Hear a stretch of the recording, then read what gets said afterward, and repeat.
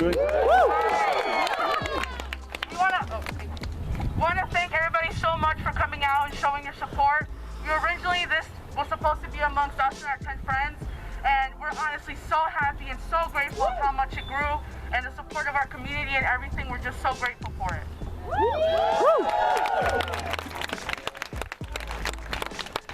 So we're here to spread one big message, and that is that Black Lives Matter and that police brutality is not acceptable.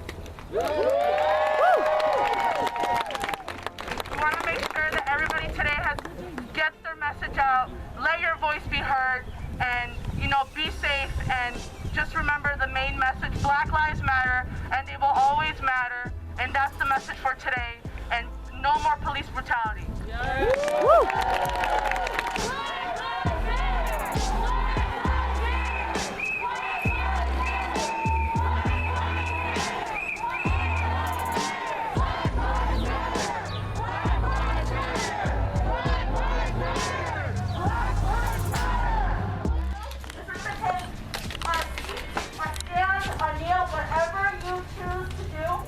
For George Floyd, we're going to sit here, stand here, kneel here for 8 minutes and 46 seconds. He needs justice. This cannot go on. It has to stop. So we're going to show our respects to him by doing that right now.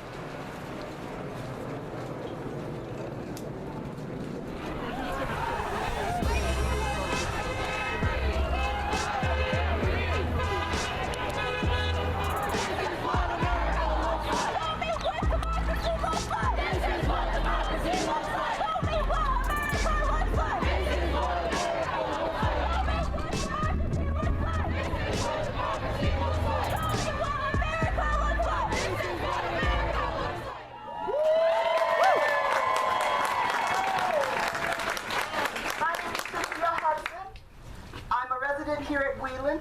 I have a son, a black son, that goes to Wheeling High School. I am representing the mother.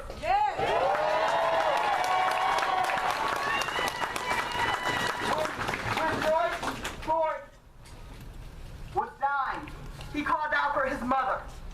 I am a mother, and we are tired of being worried about our children when they go out the door.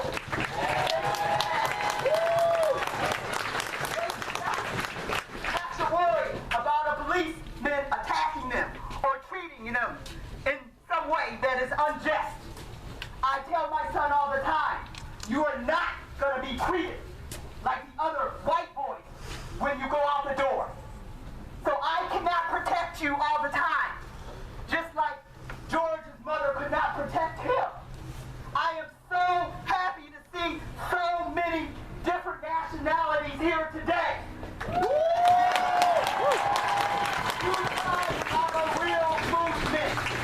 You know what the news is saying about us? They're gonna quit. It's gonna be over. They're quiet down. No, this movement will move the world. I heard one reporter say, no, this is different. And a minister said, this is different. You know why? The world is protesting, and they have all nationalities represented. The world is tired of this racism. And so that's why it's different now. In the 70s, we had minority black marching. Now we have minority people, majority people marching all over the world. One more thing I want to say, and another reason that this is different, and I want to leave you with the chant. This time is different. In this chant, I want you to say, they got all four. They got all four. They got all four. They got all four. They got all four. They got all four. They got all four. They got all four. They got all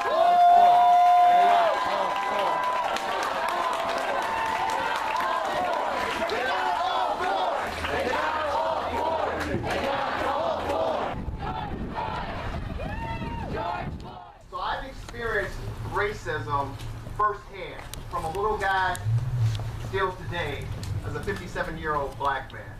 I want to say thank you so very much for all of you young folks, the diverse group that's representing the town of Wheeling in support of what's going on and what happened. And I want to thank the two young ladies here from Wheeling High School, is it? V?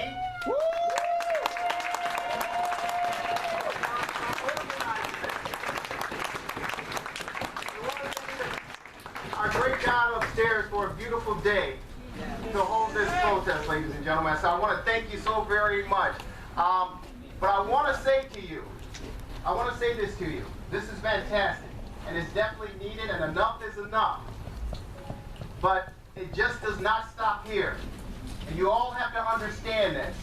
You have to have the courage and a desire and the pride to take this message from the street to your living room, to your lunch rooms, to your conference rooms, to your board rooms. And you need to continue to spread the message.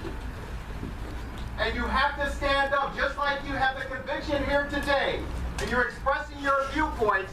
You have to continue to carry it every single day, and you have to be comfortable with being uncomfortable. And those decision makers who decide our economic future and our livelihood, you have to take the message on.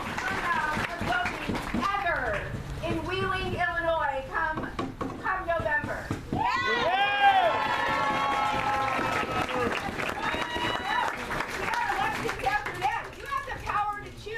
Who governs your town? You have the power to choose who represents your park district, your school district. Get out and make a difference. Make your voice heard. I want to see the largest number of registrants ever in this town. So we initially, Frida and I were sitting at home while all this stuff was going on, and we just thought, I'm sick and tired of sitting here and crying and just feeling so disgusted about everything going on. We can't just keep sitting here and feeling remorse. We have to do something about it. And Frida was like, you know what, let's just do it. Let's just go and have this protest. I was like, I don't care how stupid we're gonna look. I don't care who goes and shouts at us. It doesn't matter. We're just gonna go say what we need to do, because our friends are depending on us. As white people, we have white privilege. And if we're not gonna use that to help people, what are we using it for? We need to do something about it. And if you have white privilege, you need to step up and use that to help the oppressed community. So we just decided we were going to do this, and people decided to help us out, and the word spread it, and we just made it happen. This kind of just started as like a two-person, like a couple people type thing on my Snapchat, on my spams, and then it kind of just grew into this Facebook post, and then it just grew into this big thing. And honestly, like I said before, we were just so done with it. This isn't fair. It wasn't fair to George Floyd. It's not fair. And to Breonna, it's just, none of this is right. And me and Brunko are even if we're standing alone, we're still going to go out. It doesn't matter if we're standing alone, but we just want to know that we fully support Black Lives Matter movement, and we are here for them, and we hear them. And that's just basically the whole point of our little protest. And that's on period. All right, so today I came out and supported our students and the community, Black Lives Matter march, peaceful protest. These individuals right here, they did an amazing job. It was a great turnout.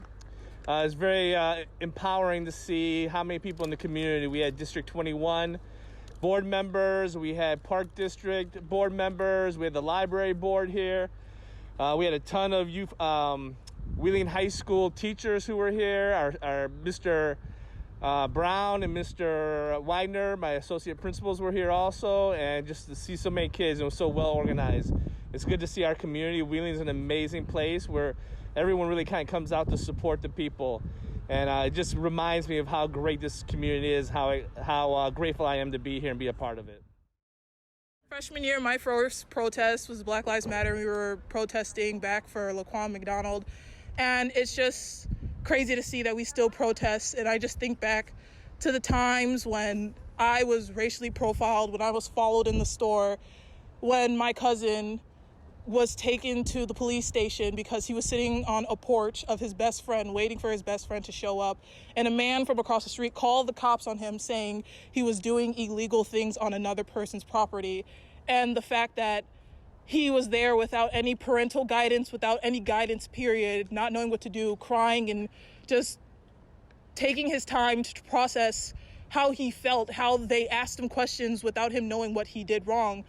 He didn't do anything wrong, and he felt like he did something wrong because they instigated and never truly looked into why that man called for no reason. And it just makes me feel like things need to change, and they haven't, and it just hurts me very badly because I see these kids at my old school, Wheeling, saying these things, saying the N-word, laughing, this is that, but they don't realize that when you say that N-word, it's a sort of PTSD that it gives us people of color. When I hear the N-word, I think of back to when I was serving people at a store and no one wanted to take what I made for them because they didn't want a Negro giving them their food. They didn't want a dirty giving them their stuff. They didn't want this, that. They didn't want someone serving them. They didn't want a person of color to help them. And it's just, you have to think on what you say. You have to think on how you process things. And people process things different, and there's nothing wrong with processing things different. It's just make sure you truly, truly process before something comes out your mouth, because once you truly process it, you'll get things. But once you get one thought and you stick with it, it's not gonna change. And that's what we need. You need to process all your thoughts. You need to process why the hell this man is in office, why this man is doing and saying such bad things. You need to process that these lootings, yes, it is terrible, but at the same time, people are hurt. These protesters, they're protesting for different reasons.